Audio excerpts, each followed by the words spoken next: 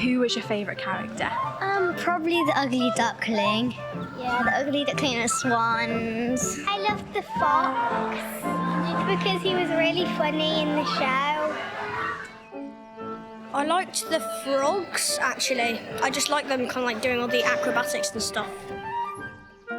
All the sound effects and the dancers. I liked the music. 80 out of 10. 80 out of 10. Because I really love it. Do you guys come watch another ballet again? Yes, definitely. If there's things to find. If I'm going to clap.